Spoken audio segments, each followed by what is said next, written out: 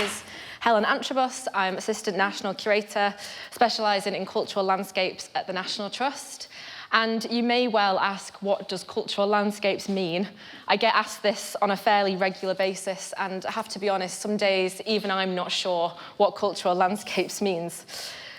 But we're often taught through visits to museums and galleries that our heritage exists in objects and in collections, that a brush with the past is through tangible relics. And I work with these kind of collections every day, and I see our heritage and our histories and our stories within them. But I like to think that my research is concerned with people's histories and how those histories have interacted with place. I think of my research a little bit like footsteps on a hillside. It's history you might not be able to see, but you can walk in that path, or you can feel it underfoot. I've given many talks and lectures on Manchester's political and social history, and what I always think about and recognise, and what I hope you will too, are the synergies between a world that's often regarded in black and white and our own lives today. The phrase, "the past is a foreign country," often comes to mind when I think of this. But ultimately, how the people of Greater Manchester access green space over 100 years ago is remarkably similar to how we today might seek it out. What's really recognisable is the need for it. The pandemic has been a real stark reminder of how our society values green space, fresh air, beauty, and the rural landscape. The title of this talk is A Grand Place to Escape From, about escaping from Manchester. That's how Manchester was once described by its local rambling club. But it's also about how green space could be found in the meanest parts of the city. It's about how people cultivated it, sometimes very literally on their doorsteps. And community plays a huge part in this, both in the early 20th century and today. Howard mentioned some of the incredible work being done in the city to preserve pockets of green space, work being done by Standard Practice and Plant NOMA, supported by and in collaboration with organisations like the National Trust. I'm going to repeat myself a little bit through this talk in regards to my next statement, that Manchester is a radical place. A quote normally attributed to suffragist, acclaimed botanist and correspondent of Charles Darwin, Lydia Becker, is, "What Manchester does today, the rest of the world will do tomorrow." It's been fairly played around with and misquoted, but really that message has rung true for over 200 years. And many of the actions and events that I'll refer to in this talk are born from Manchester, and indeed Greater Manchester's radical roots. Can I have the next slide, please?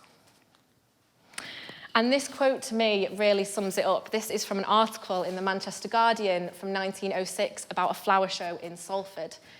It is a well-known paradox that love of nature is the strongest in places from which nature has been resolutely thrown out. And that, I really think, will be the theme of this evening's talk. A talk that isn't per se about green space, but about people, their relationship, and the actions that they took to cultivate, engage with, and access green space in and around Greater Manchester. So I'm just going to give a very potted history of Manchester, or at least where my story this evening starts. Because for many, the history of Manchester begins when an influx of water-powered mills and factories were built on the rivers of the city, transforming what was perceived as an innocuous, that's a really hard word to say, innocuous mill town into Cottonopolis, the centre of the international textile trade. By 1750, Manchester was already very involved in the textile trade, but the changes in rail and waterways, and indeed the introduction of powered machinery in the 1790s led to a huge change in production that put Manchester on the global stage of an ever-industrialised, capitalist and innovative world. And so the surrounding boroughs and townships were brought into Manchester's hinterland of textile production, and cultural, social and political landscapes completely changed. An influx of people arrived, not only from the outskirts of the rural townships around Manchester, but from Scotland, Ireland and Wales, and from the international kind of community. And as factories and warehouses took over the city, and the import of cotton expanded from £6 million to 60 million within 100 years, Manchester was granted city status. And this is a huge moment that Manchester has been entirely transformed by its industry. And this city becomes the commercial heart of the textile trade, rather than the hub of manufacturing it had once been. It processes the goods arriving from the towns on the outskirts of the city. And when you look around and see the Royal Exchange and the Corn Exchange, these places of merchants pop up more than the factories do. But with this prosperity, can I have the next slide, please, Helen? With prosperity comes poverty, and with poverty comes a sort of form of paternalism, this societal effect of the Victorians to help the poor through charitable means, rather than actually disrupting the system that allowed such poverty to exist. Manchester's slums, I'm sure you're all familiar with, were considered some of the absolute worst in the country. And Hume factory owner and co-author of the Communist Manifesto, Friedrich Engels, wrote in The Conditions of the Working Class in England: "We must admit that 350,000 working people of Manchester and its environs live amongst all of them in wretched, damp, filthy cottages, that the streets which surround them are usually in the most miserable and filthy condition. We must confess that in the working man's dwellings of Manchester, no cleanliness, no convenience, and no comfortable family life is possible.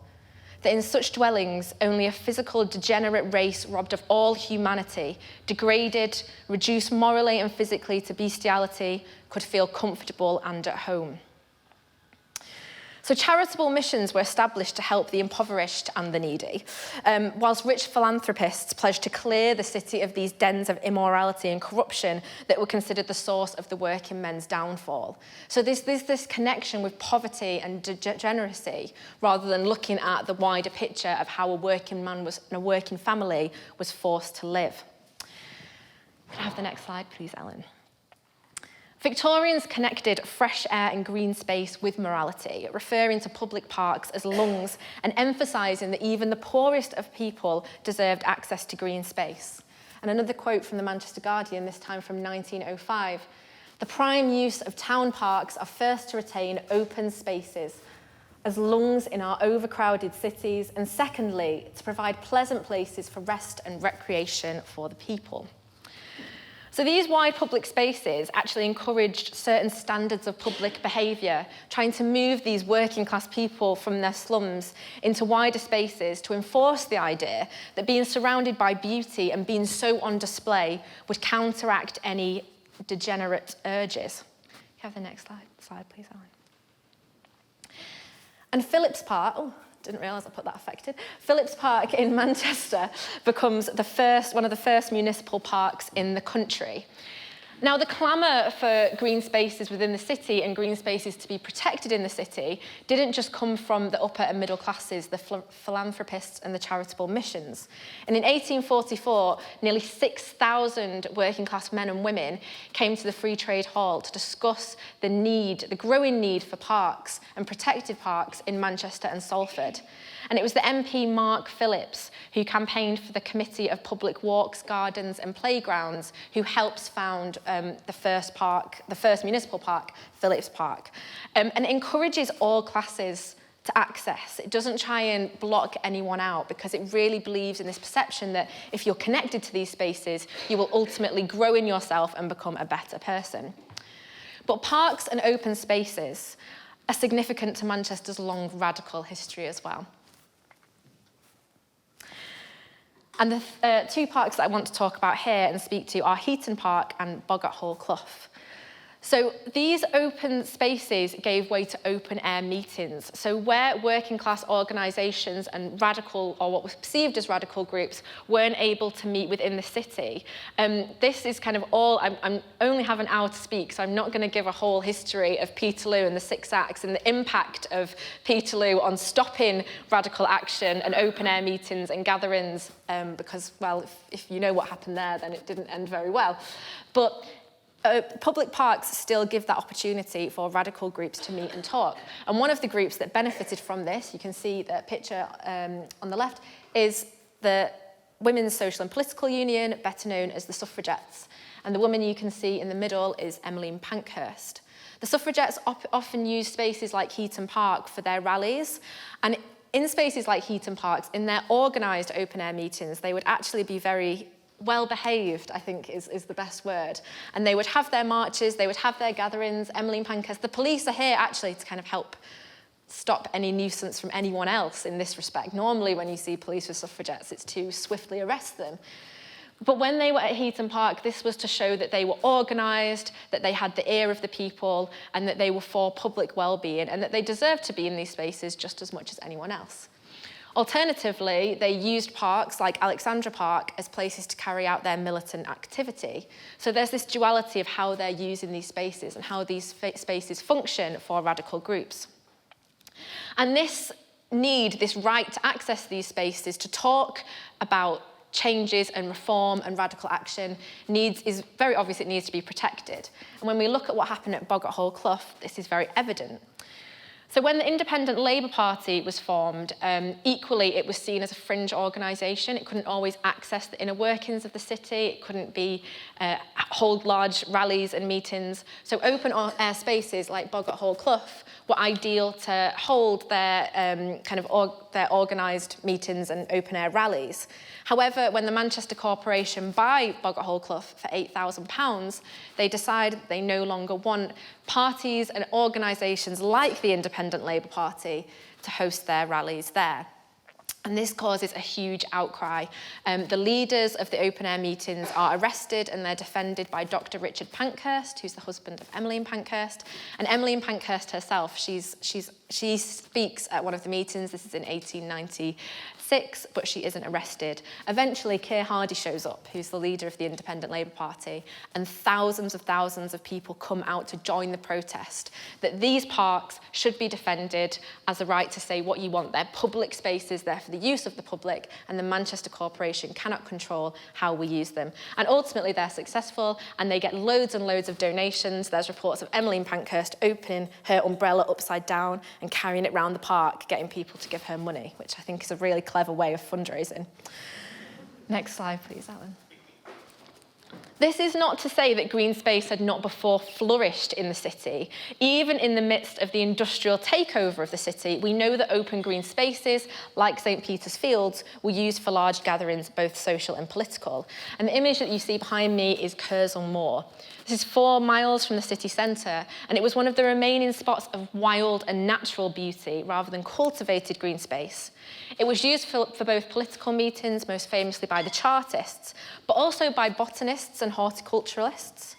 There was also Strawberry Gardens, or Pomona Gardens, as it was known in the 19th century, which is situated in Cornbrook along the Irwell. And that was a pleasure garden. That was a place where, again, any level of class could go and enjoy the entertainment there. If you've recently watched Bridgerton, you will have seen a pleasure garden, and you'll have seen lots of sort of different mixed classes enjoying the entertainment. The more you paid, the more exclusive you could go, but ultimately it was there for everyone. However, it was cleared to make way for the Manchester Ship Canal, and ultimately it became the site of Pomona Docks. So that was another element of green space that was lost. In fact, the only large parcels of green space that really survived were often the private gardens of stately homes. Next slide, please. So if the only spaces you could access green space and nature were in these parks, which whilst you can fight against how you're supposed to behave in them, but ultimately you're expected to behave in a certain way and you're expected to speak about only certain things and not bring your kind of social or political endeavours into those spaces, where do you enjoy green space and how do you cultivate it? I'm going to briefly depart from Manchester and I'm going to go to the sister city of Salford. And as a Salfordian, I'd like to stress the very, very important distinction between Manchester and Salford. Salford is not part of Manchester. So in 1916, Manchester Guardian wrote, "In the process of its industrial development, Salford has lost its natural beauties to a degree which is not common even in manufacturing towns. The majority of the inhabitants live in an atmosphere which destroys the freshness of foliage long before autumn, and the successful cultivator of a small garden must have the great virtues of patience, persistence, and unwavering faith." So Salford isn't a place, it's not a natural place for green space. But over half a century before the Manchester Guardian write this, Salfordians had taken matters into their own hands, and they'd begun a flower show. So this flower show really started as a grassroots movement. People in Salford were encouraged to grow window boxes and to show, they were called cottage gardens, but they were essentially window boxes. And people could go around and look at them and enjoy them. And again, it was connected to, well, if you're a man who is growing, there's one wonderful article from the Manchester Guardian where it basically says, if you are a man who grows a fuchsia outside your house, you're not really going to do anything bad inside it. So they equate growing things and making their houses look beautiful and connecting with green space and gardening to good behaviour and upright moral practices. The Salford Flower Show grows and grows, and at its peak, it has over 20,000 visitors. It moves to Peel Park. And I just want to mention Peel Park as well, because that's the first park in the UK to be funded by public subscription. It's one of the results of that meeting at the Free Trade Hall, where donations are given by working class people, by trades organisations, to make a park called the People's Park. It was run by the people, the staff were all employed by this subscription, so again, it gives the working classes a bit of freedom in this space.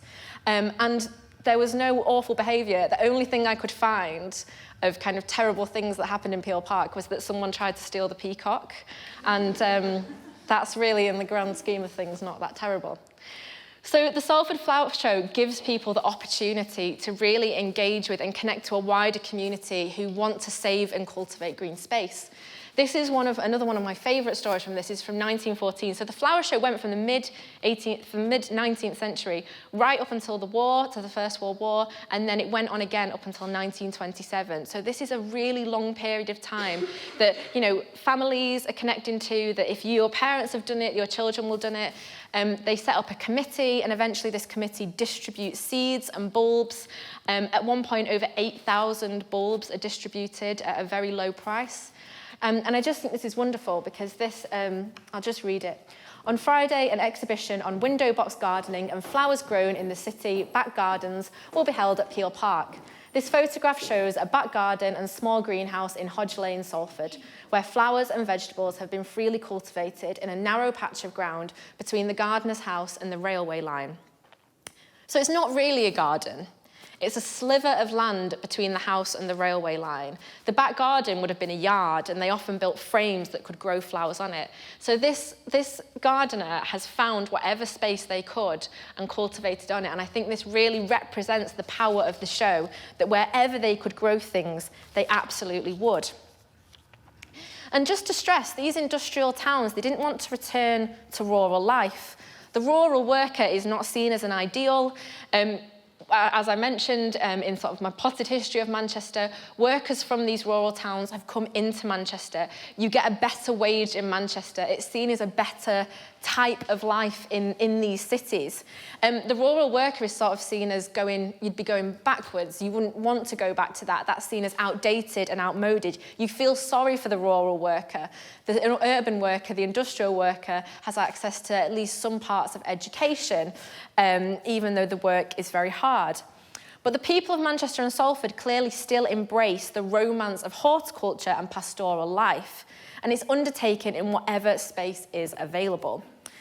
And as I was researching these articles, I really wanted to look at what flowers were growing, and there's very slim pickings. You don't really hear about what flourishes very well, but fuchsias and geraniums are continuously repeated. Fuchsias, geraniums and hyacinths were continuously grown, and actually there was a competition amongst children in the early 1900s to grow hyacinths in their window boxes. And when the committee realised that some of the children in the poorest areas couldn't access these flowers, they would travel around and give them the bulbs themselves. So they really wanted everyone to be able to engage with this. So why do these reports matter? Why does it matter that by 1916 there were 382 displays in Peel Park? Because it shows the consciousness of the need for green space, of engaging with green space and well-being. There are reports in these newspapers about the atmosphere and the smoke of Salford, the negative impacts of narrow dwellings and streets and slums. So the ideals that the Victorians have embedded on access to green space, fresh air and wellness are very much alive here. There was also access to gardening and planting through your employment. And the most really interesting one I found was the railwaymen and tramwaymen gardening clubs. So these are endorsed by the employers. There are shows every year at London Road Station, which is now Piccadilly, and Central Station, and they're often judged, they're a flower competition, and they're judged by the board members' wives who come round and give out the medals. And they're absolutely wonderful. They're extremely popular. They take place in the summer months, and there's always a prize for best railway station. And I just think that's fantastic that in the spare time of these employees, they were making their stations look beautiful with flowers and plants to win the prize. And these contrast with the shows of the upper classes, the Manchester Horticultural Society, who when you read about their competitions, it's X person won the prize, this is their garden, and this is their gardener. They had the ability to employ people to look after their gardens and cultivate their green space for them. And it's much more powerful that these organisations wanted to connect directly. Next slide, please. So how else were people connecting to green space? The Small Holdings and Allotment Act in 1907 imposed responsibilities on parishes, urban districts and borough councils to provide allotments. And Manchester allotments really grew in popularity during the First World War and the interwar years. But by the Second World War, really interestingly, the council were desperate to get people to take on the allotments. There wasn't an interest before then. It was only when the Second World War came about that they realised they needed a lot more people growing for that very famous campaign that I'm going to talk about in a minute. But again, and I'm going to say it again, Victorian ideals, they are back. They are being imposed on working class values, on the working class kind of methods of cultivating green space. Because in particularly depressed areas, allotments were seen as a way to make people productive and make people, give them a purpose, give them a sense of, you know, we'll give them this and it'll help. And that was particularly this article is actually from 1933 during the Great Depression when there was high amounts of employment in Manchester and Salford. And this article actually pertains to the Agricultural Committee of the Manchester Corporation doing a little trip around all the allotments in Manchester. And the outcome was basically, aren't they good? Isn't it good that we've given these men something to do? Because they were still connecting the power of green space with, well, if they do this, they won't get up to any trouble in their spare time. They still did, and I'm going to talk about that later. Next slide, please. So I mentioned that famous campaign of the Second World War. It was, of course, grow your own and dig for victory. So the love of allotments really did grow during the Second World War, but it wasn't just private spaces, gardens, and private allotments that were taken over. Piccadilly was taken over as well.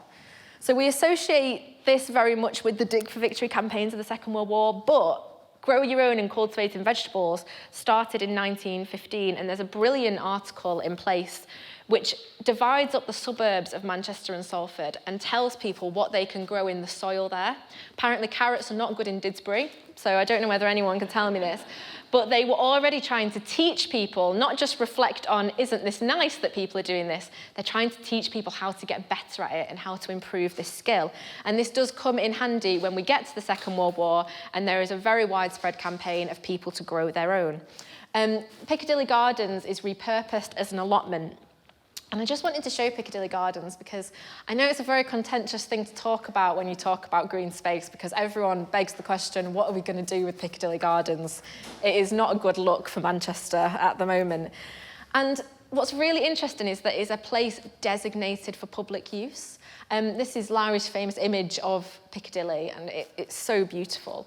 But there had been a hospital on the site, and once that hospital had been demolished, there are gardens in place by the 1930s, but there are continued questions. The gardens were supposed to be temporary, but everything that was discussed by the corporation, by the committees, was that it needed to stay in public use. And that hasn't changed up until today. But what I want to stress is that even in the 1930s and in the interwar periods, Manchester was having a bit of an identity crisis with its green space. It didn't know what to do with these gardens. It didn't know how it wanted people to function in these spaces. And I don't know, I think that's still quite prevalent today with Piccadilly Gardens. So I'm moving into the second half of the talk now, and I know I've talked quite a bit about Manchester being a grand place, well, no, Manchester not being a grand place to escape from, Manchester and Salford being a place where you could grow your own, where you could cultivate green space, and you could carve out that pocket of well-being, whether it's on your doorstep or in your window box. But it's evident that gross industrialisation didn't quite hinder access, but it didn't prevent it. It hindered access, but it didn't prevent it entirely. And I think the spirit of Manchester really grew within the allotments and the window boxes and on the station platforms. It sort of reflects that hive of activity, but also a defiance and a radicalism, that recognition of a right to hold onto and cultivate natural beauty. But ultimately, the reason this talk is called A Grand Place to Escape From is because the best way for Mancunians and Salfordians to access green space was to go beyond the borders of the city. So we begin by the simple idea of when were people able to escape and how were people able to escape. And I just want to touch firstly on the idea of holidays and how that meaning has evolved. Because in the early 20th century, leisure and relaxation and time off work does not equate to idleness. Holidays and trips away had to bring some kind of benefit, whether educational, emotional, or physical. So again, we're still seeing that practice of you can avoid degeneracy if you do nice things in your spare time. So the week off really began with something called the Wakes Week. These were a part of a pre-industrial custom of community celebration, usually marking the patron saint of the town or the village of the local town. And these celebrations would usually happen locally, and they would go on for about three or 4 days. But by the mid-19th century, a whole week was dedicated to these celebrations, and en masse, whole communities would leave their townships together, initially to nearby seaside resorts. And in 1838, a writer called Howitt writes in a book, A Rural Life of England, from Preston, Blackburn, Bolton and Oldham, and all those spinning and weaving towns, you see them turning out by the whole wagon and cartloads bound for Blackpool and such places. So whole towns would go together, they'd travel together, and this really saved the employer a lot of bother because they could just simply close their factory for a week. But please note, this was an unpaid week of holiday in the 19th century. And even in the early 20th century, it remained unpaid for many workers. And so in order to fund these holidays and pay for these holidays, because you would lose a week's worth of pay, wakes clubs were set up for these summer excursions. So you would pay a little bit from your wage packet every week or every month, and eventually you'd be able to pay off the whole lot. But there's not one body organising these kind of clubs. They could have been part of your church, your social club, your trade union, anyone but your employer. You did not trust your employer with your holiday fund. And so all these workers travel together because by the 1870s, because of the way wages were working in mills and factories, workers did have the ability to save, combined from their average wages. And so when you put this together with the advent of the railway and easier access, this image you see behind me, it's not great when it's on a big screen, but it's a caravan full of people from Bury about to go to Blackpool. And you can just imagine what a sight that would have been, these whole towns going away together. But leisure and holiday time, ultimately, because of this, just took on a greater meaning. The seaside and resort holidays, though, were sort of hindered by the rising middle class, who didn't think that these places were intellectually or culturally stimulating enough for the working classes. And in the form of a lot of doctrine, middle-class intervention came in and shaped the holidays and tried to bring workers not to their seaside resorts, but to rural spaces and the countryside instead. And that really begins or really comes to life with the first of 3 organisations I'm going to talk about this evening. And that's the Cooperative Holidays Association. Now, I really want to talk about this because it's really a blend of radical and charitable action, and it sits quite nicely in the middle of the 2 halves of the talk in many ways. I've also not really spoken about the National Trust yet, and I feel like I should. So I'm going to introduce this organisation, which was founded in 1895 and had sprung from that Victorian belief that fresh air and green spaces were beneficial to all. And despite class barriers, all should have access not just to green spaces on their doorsteps, but across the country.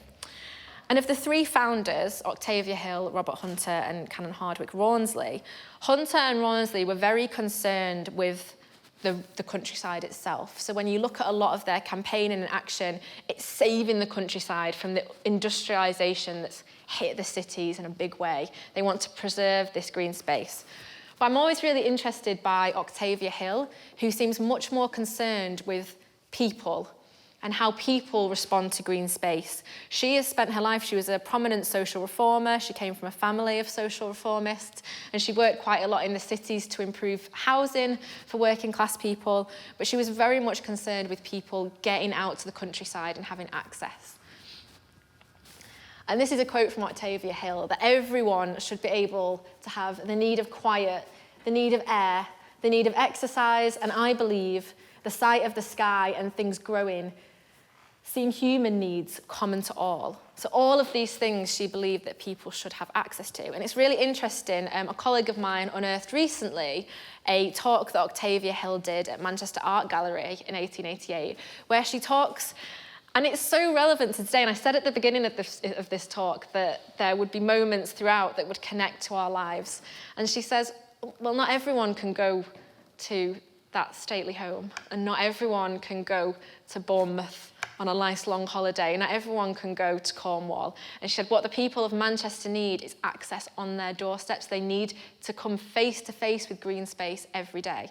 Now, Octavia wasn't perfect. She really prescribes the idea that if you're a degenerate, it's because you're in poverty, and if you're in poverty, it's because you're degenerate, and you just need to do some good self-improvement, and then you'll be great, which, you know, I'm sure a lot of us fundamentally disagree with. But she really champions this idea, and she's sort of leading this campaign, really, the open air movement and access to open air.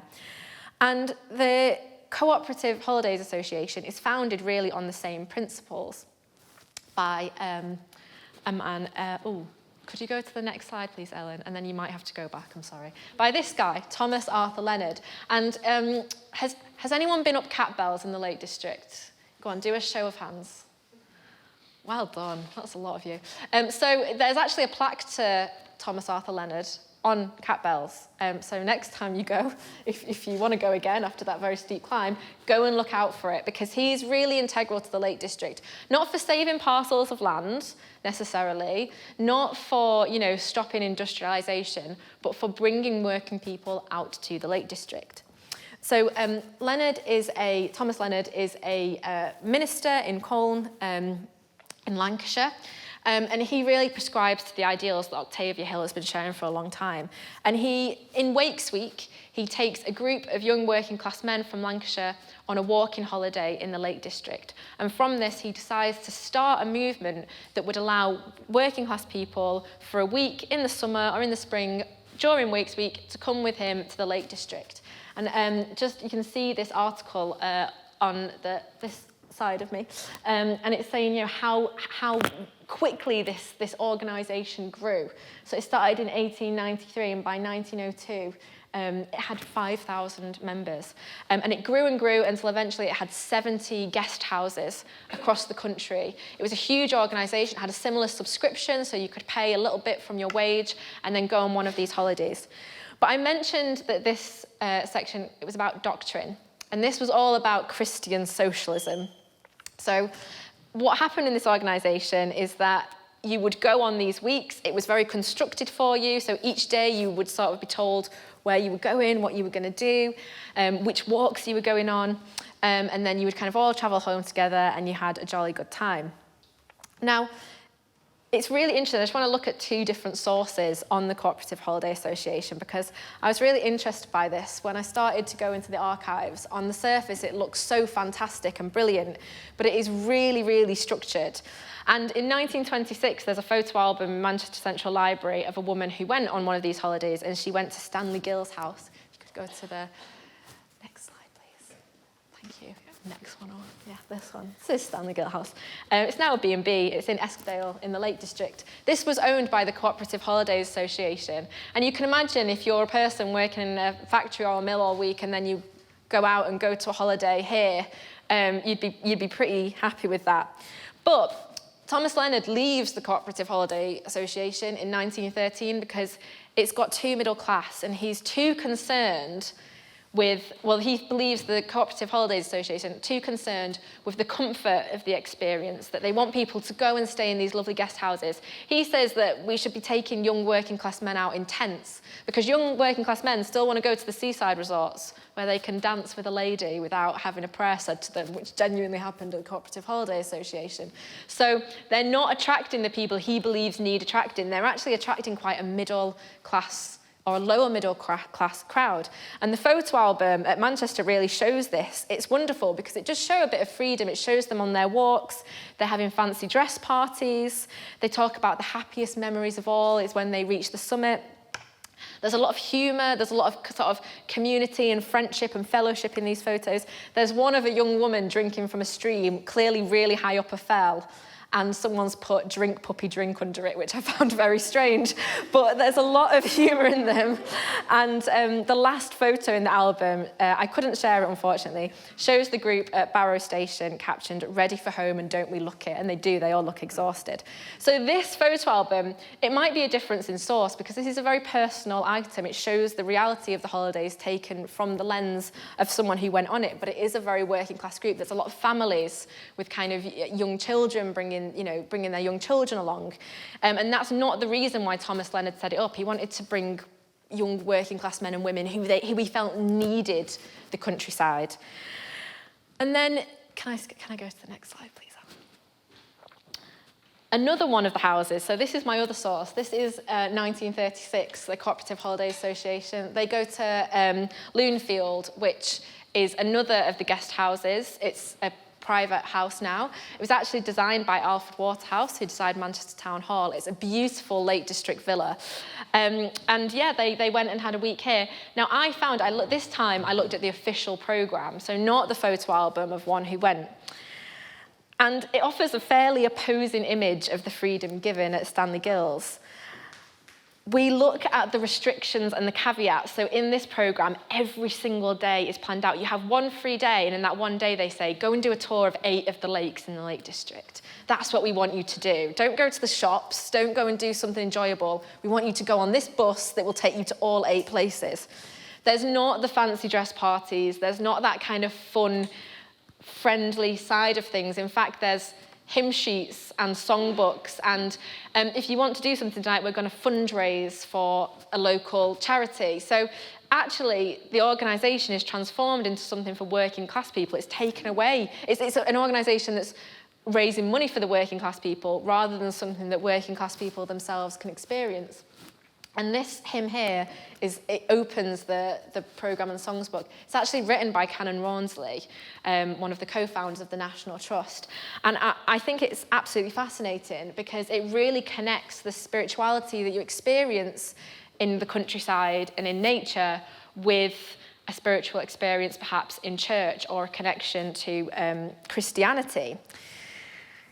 So as these holidays become more middle class and more about the comfort of experience and indeed the doctrine of the experience rather than the experience of the pastoral and mountainous landscapes themselves, it seemed that access to green spaces would never have the same draw as the seaside resorts that the working classes were so used to and were allowed to do what they wanted in, which is, I think, very significant. So what we have to question here is the intent to access green space and how it's facilitated beyond the notion of the summer holiday, which on its own, when stripped away, can also be seen as the exploitation by an employer of old cultural traditions. All their workers went off for a week and they didn't have to pay them. So there's a lot wrapped up here that's very challenging, and there were people rallying against that. But doctrination and doctrine still continues to play a part in organised access to the countryside surrounding Manchester. Could I have the next slide, please, Helen? And this moves me very nicely onto the next organisation that I'd like to talk to you about. So I'm going to talk to you about the Clarion Cycling Club and the Clarion movement in a much wider context. So the Cooperative Holidays Association had been founded in 1891, but the culture of access to the outdoors continues, not within these holidays, but just in a day-to-day basis, as Octavia Hill wanted. Socialism and the welfare of the working classes are at the heart of the open-air movement. And it isn't exclusive to Manchester either, because industrial hubs of Sheffield and Birmingham are also experiencing an exodus of people leaving to go to the countryside. Like I say, not for that week away, but on their day off, which is a Sunday. Again, I just want to stress that idea of this isn't working class people trying to return to working life in the countryside. The countryside isn't seen as a place for permanency, but it's another kind of pleasure ground for the working man, which is both educational and emotional, a place to forge those kind of connections, where they have a freedom beyond a lot of these organisations supposedly set up for their welfare, both in and out of the city. And that's really the thinking for the Clarion Cycling Club. It's founded in 1894 by 6 socialists who took a trip out to the countryside from Birmingham. It was originally called the Socialist Cycling Club, but they take their name from the newspaper, the Clarion. And a member of the group, Tom Groom, writes an account of their trip for the Clarion newspaper, and a movement is born. Could you go to the next slide? So the Clarion newspaper was founded by Robert Blatchford. It was a tool to encourage socialism, not simply as a doctrine, but as a way of living. Blatchford actually wrote in the Clarion of how the flower-starred meadows and silky skies of the countryside helped to banish painful vividness of the breathless courts, the fever beds, the vice traps of Manchester, Liverpool and Glasgow. So they're still connecting to green space in the same way. And if we could just go to the next slide, please, Helen. This is a quote from Tom Groom, who founded the organisation. They really wanted to show that by combining the outdoors and their sort of political advocacy, that it wasn't detrimental to one or the other. And he says, "We are not neglectful of our socialism. It's really hard to, I'm going to have to come around. We are not neglectful of our socialism, the frequent contrasts a cyclist gets between the beauties of nature and the dirty squalor of towns, make him more anxious than ever to abolish the present system." So it's already a very different message from the Cooperative Holidays Foundation. This isn't about trying to kind of take people out of the system or kind of gloss over this system of poverty. It's about abolishing it, and this way of life that should hopefully change it for the better. And I return again to what Blatchford says about vice traps in these courts. We return to the idea that whilst we're all deserving of open air, greenery and wide spaces and freedom, it is the power of green space to act as a talisman against vice and degeneracy that is found in the slums. And Sylvia Pankhurst, who's the daughter of Emmeline Pankhurst, she was a member of the Clarion Cycling Club, and she very fondly remembered the widespread meets and the simple pleasures of cycling into the countryside, of sharing a cup of tea for a shilling and a sing-song and exercise, all at this minimal cost. So immediately this action detracts at what you might have been doing if you'd have stayed at home, if you'd have stayed in your kind of working life, if you'd have spent your day off in the pub or, you know, God forbid. So the Clarion, even though it isn't advocating for Christian socialism, it still believes that socialism is the root and the connection between vice and poverty is very real. And one of the places that the Clarion Cycling Club very regularly go to is Hardcastle Crags, which some of you may know, and this is a site that's now looked after by the National Trust. It's in West Yorkshire, and there are fantastic reports for annual gatherings, both of the Clarion Cyclist Club and the Clarion Vocal Union, who are a group of choirs. And their first gathering is on the 1st of June in 1895. And I just want to stress this because they'd been founded, you know, a couple of years before, a year before. Over 100 members turned up for this annual visit. It was absolutely pouring it down. They all got drenched going to the station. There's lots of reports of it, and yet they still turned out. Not only 100 members, but they brought with them nearly 200 friends and family. So that's 300 people leaving from Manchester to cycle, you know, miles and miles to Hardcastle Crags just to have a cup of tea together and sing together. And again, it just shows how important and how crucial these kinds of days off and excursions out into the countryside. Not only because you got to go out into green space, but because it was an opportunity to connect to other people with similar ideas and thoughts and beliefs as you. And I don't know if I can do this, but I'd love to briefly go back a few slides, please, Helen. I'll tell you when. This one, yeah. So does anyone recognise where this is? Oh, no, it's at the bottom of the picture. This is Market Street in Manchester. Did any of you recognise it? I didn't recognise it. So this is Market Street in Manchester, and you can see on the left-hand side the Clarion Cafe there. Right-hand side, sorry.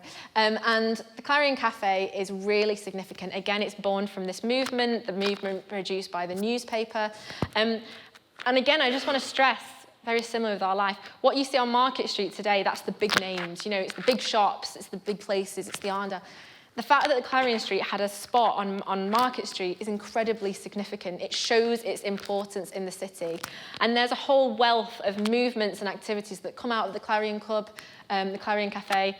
Again, I could talk for another hour about those things. If you go to the Working Class Movement Library in Salford, it still has a lot of the chairs that were there. William Morris designed a room for the Clarion Cafe. It was a big deal.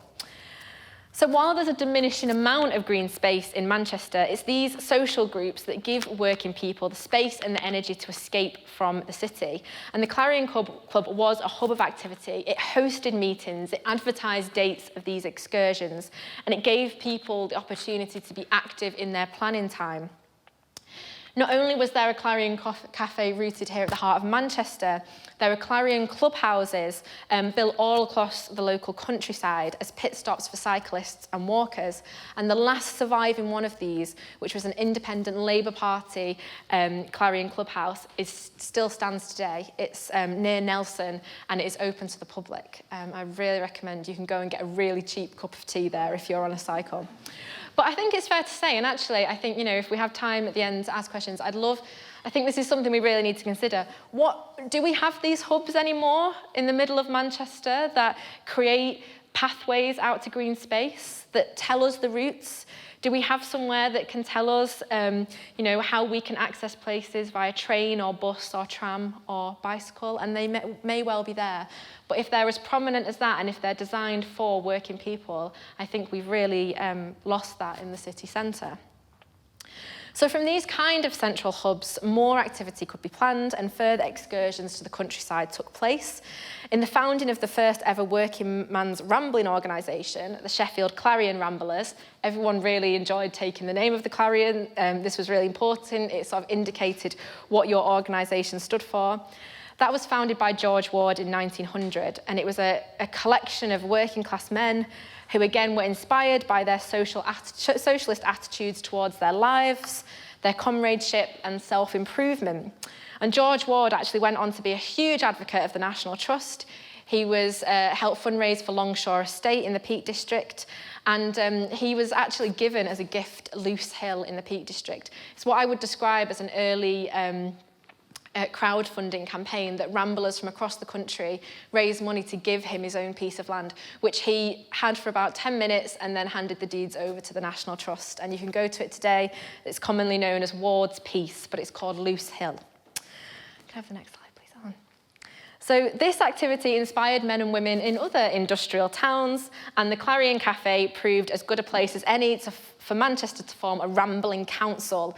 And they brought together other rambling clubs to form the Manchester and District Ramblers Federation, of which a man called Edwin Royce was the president, and I'll get to him in a minute.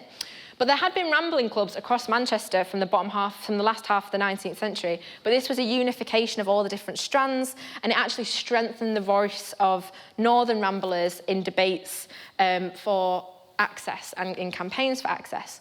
And I just want to touch on these, the points, the objects of the organisation. They're to foster a love of nature, to promote and preserve ramblers' rights and privileges, to agitate for more adequate provision of travelling facilities, so reaching these places, to take such steps as deemed advisable for the Federation for the closer organisation of the movement nationally, so really spreading this kind of idea that the ramblers deserved access to places. and to urge the public right of access to mountain and moors, to endeavour to prevent thoughtless acts of destruction and carelessness which arouse the displeasure of owners, gamekeepers, farmers and countryside dwellers generally. So that's a lot. They represent a more middling class of Rambler, but the hundreds of clubs that come together represent the breadth of people from across Greater Manchester and beyond who saw recreational clubs and organisations as their routes to the spiritual, emotional and physical benefits of the countryside. Next slide, please. And we talk about travel facilities. That was really important, as Edwin Royce says. They are situated in the middle of industrial England within easy reach by train or bus from Manchester, Sheffield, Stockport, Oldham. Thus thousands of long people from busy factories, offices, mean streets and dreary suburbs could enjoy here the healthiest recreation and exercise. In wild, unspoilt surroundings, they could find in some degree that sense of adventurous freedom which others, more fortunately placed, seek in the Alps or elsewhere on the continent. Next slide, please. And that access, that easy access by bus and train is really significant. And by studying the handbooks, the annual handbooks of the Manchester Ramblers Federation from 1929 onwards, we see the formalisation of the countryside, the access increasing. Barriers to green space aren't actually rooted in the city itself, they're actually rooted in the countryside. Because of the innovative industrial practices enhanced by railway lines, it makes reaching the countryside easier and cheaper than it's ever been. And companies like the Manchester and Liverpool Railway pick up on this. They recognise that on Sundays there's an exodus of people leaving the city. So they give them discount tickets. These are advertised in the Manchester Ramblers handbooks. It's over 300 tours. It tells you, I had to cut it off, but it tells you all the different places, not only that you could get to on a cheap Sunday ticket, peaks, the lakes, anywhere you want to go, but also it gives you a list of all the hostels you can stay. So the railroads are really picking up on they can make some money off this, but it really benefits the Ramblers. And if you just get to the next slide. I know I mentioned Hardcastle Crags earlier. So this is taken from a magazine called The Northern Rambler, which is affiliated to the Manchester Ramblers. And again, I just wanted to pick up on maybe what they had, which maybe we don't. So they would do, this is from, I don't know whether this is from her, but it's the Ramblerette, because that's what women Ramblers had to be, Ramblerettes. And they did the nice, easy walk, they didn't. But I again had to cut gender out of this talk because I just got too angry and I would have gone on for about 2 more hours. But this is written by a woman who walked from Thorn to Hebden Bridge. And I just find this fascinating that at the bottom this is the train you get. It's from Victoria Station, this is how much it's going to cost, and the full page actually goes into a bit more detail about the public transport. But again, so significant that there was not an expectation you would drive to these places. There's no car parks. I mean, car parks are popping up in the interwar periods because driving is getting more popular, but you rely on the trains, and the trains provide. They plan your journeys and they want to give you access because it's good business for them. So that's really significant. That's a big change that comes really through hiking and rambling in Manchester. Next slide, please. So I just want to talk quickly about the kind of person that rambled. So Edwin Royce was a clerk from Levenshulme. He's the president of the Manchester Ramblers Federation. There were 10,000 affiliated members at the peak of the Ramblers. And he strikes up a very strong definition of a rambler versus a common walker. And a hiker. A hiker is a different class entirely. The code of the Ramblers, which we saw earlier, the countryside is a place to visit. It's not a place to disrupt. The Manchester Ramblers have a really strong relationship with the National Trust. And every year in the handbooks, the National Trust has a little column where they say, this is what we've saved, this is what we've been doing, this is what we've been up to. There's a lot of big anonymous donations at the time in the Lake District, which are actually from Beatrix Potter, but they're not allowed to say that. And there's an example of this here when Dovedale in the Peak District is acquired by the National Trust. And they say, it's really good for Ramblers, it's really good for Ramblers. And they say, if you want to donate to us, our membership's growing. So the National Trust, again, recognises that this is a really critical sort of person they want to attract to their places. And of course, the Manchester Ramblers love this because it helps them with what they fundamentally need, which is access. But before I get onto that, I just wanted to mention what Edwin Royce was concerned with the type of rambler, because unemployment, as I mentioned earlier when we were talking about allotments, led to really high increase of unemployment because of the Great Depression. So more people were saying, well, I can get a really cheap train ticket and go out to the Peak District for the day, which was wonderful. Edwin Royce wasn't really happy with this. He describes them as like, they walk around topless, they bring their guitars and play music on the peaks, they leave their litter. Women, he's very unhappy with how short the women's skirts are. So he's really happy. He feels like there's a moral degeneracy coming back into rambling. So we're seeing this shift going from rambling making a person a better type of person, and the old ramblers trying to desperately hold on to this. And the new young radicals coming in and saying, hey, this is great, we have freedom, we can go and do whatever we want. And Edwin Royce is not happy with this. But despite this, they do connect on something, they do share something, and that is a demand for access. They believe that everyone should be able to access the countryside. And this was the biggest threat to ramblers at the time was landowners who fenced off the mountains. They denied public access, and they saved the land instead for grouse shooting and hunting, which happened at very specific times of the year. So the rest of the year, they just kept it fenced off. The 1932 Right of Ways Act, which came into effect in January 1934, did make some changes. So ramblers were able to claim a route if they could prove that for 20 years it wasn't under private ownership. But the Act also would let landowners say, hang on a minute, I actually do own this and you're not coming on it. So it was really detrimental. So the clashes happened actually both with the very constitutional Manchester Ramblers, who wanted to keep up good relations with those in the countryside, with the gamekeepers, and this new wave of radicals who would often get into physical altercations, even though the gamekeepers were armed with big sticks and fly guns. And although the MRF campaigned peacefully, they did carry out their own forms of trespass, which is often forgotten. George Ward, who I mentioned earlier, he would just often go and basically hide on Kinder Scout for a couple of days, and the gamekeepers would desperately try and find him, but he knew the land better than they did because of this he called it a primal emotional connection to Kinder Scout. So everyone's carrying out their own form of defying this ban on accessing a bit of land that everyone should have access to. But the MRF do not openly or officially support the work of another organisation, which is the British Workers' Sports Federation. It's a communist-affiliated organisation who are very concerned with the class imbalance in access and the denying people access. And so we come to a turning point in this fight for access, and really bringing that radical spirit to the Peak District and to the campaign. And on Sunday, it's going to be the 90th anniversary of this event, and that's the Kinder Scout mass trespass. So on April the 24th, 1932, tired of being constantly turned back from their excursions, the British Workers' Sports Federation organised a trespass up Kinder Scout, which is a moorland plateau, and it's the highest point in the Peak District. And after a serious altercation with gamekeepers, the group, which was in its hundreds and hundreds, reached the plateau, where they met another group of trespassers who'd come from Sheffield to support them. They returned to the village of Hayfield to get their train back to Manchester, where subsequently the leaders of the trespass were arrested. They were sentenced to between 2 and 6 months of hard labour, which just seems, at the time, was judged very unfair, for a very unfair punishment for what they had done. But the suspicions around communism and the radical left at the time did not go in their favour. One of the men arrested was the leader and the organiser, and that's a man called Benny Rothman.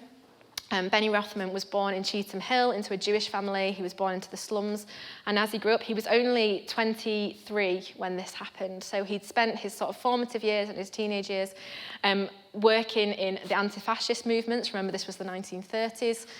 He also was the secretary of his local Clarion cycling club. And he worked with young people in Cheetham Hill to get them into indoor and outdoor sports, which he organised through his trade union as well. So this is someone really committed to his cause. And he is bold and articulate in defending their actions in court. but they're still sentenced to 2 to 6 months of hard labour. The trespass is seen now sort of as a, oh, sorry, Ellen, I got so into that, I forgot to skip all the slides, sorry. Here we go. Could you skip? Oh, no, back one, sorry, now I don't know where I am. I'll start that bit again. Trespass is seen as the ignition in the middle of this long campaign for access, started with older Ramblers and continued by these younger radicals. And it is considered now synonymous with the passing of the National Parks and Access to Countryside Act in 1949, which, while not radically overhauling access, definitely helped. Now, could you go to the next slide? The campaigning would continue and carry on, but the trespass really was retained in public memory. It almost went down in folklore as this David and Goliath struggle for the basic right to access green space. And Ewan McCall's famous song, The Manchester Rambler, further immortalised the event and captured, I believe, the deep connection that the young men and women who had appeared in their thousands to defend their right to connect to nature in his lyrics. I'm not going to sing them, but I will read them out. So I'll walk where I will, over mountain and hill, and I'll lie where the bracken is deep. I belong to the mountains, the clear running fountains, where the grey rocks lie ragged and steep. I've seen the white hare in the gullies, and the curlew fly high overhead, and sooner than part from the mountains, I think I would rather be dead. Could you go to the last slide? And to tie up my talk this evening, I know I've talked at you for a very long time, I just want to return to, this is Benny Rothman. There he is on his bike around the time of the trespass. And here he is back on Kinder Scout when he was, I think he was in his 70s here. What we've seen develop from 1900 right into the middle of the 20th century is that no connection to nature should be taken lightly. That even in the slums and in the working class district to the lower middle class terraces, nature was never abandoned. Historically, we've looked at trespasses. We've looked at what happened at Kinder Scout, and we've looked at the ramblers and the walkers and the hikers and the cyclists, and we've defined Manchester as always being a place that needed to be escaped from, even though there is so much evidence that those who wanted to keep Manchester as in bloom as it could be, that these benefits, both physical and emotional, were recognised and truly experienced. And Benny Rothman, to me, just sums all this up because he was instrumental in trespass. He carried on campaigning for access right up until the 1980s, where he's a critical cog in the machine that ends up with the National Trust buying Kinder Scout and preserving it for the nation. But he doesn't just do that. He lives in Altrincham almost for the rest of his life. And he campaigned for green space in Altrincham, for better paths, for the canals to be cleaned. Everything he did in Altrincham was to make sure that green space flourished there. He understood the balance needed, that places like Manchester can be escaped from, but equally, that access can be enjoyed right here at the heart of the city. And I believe, like Benny did, that that is something that needs to be preserved. Thank you all so much for listening to me. Thank you.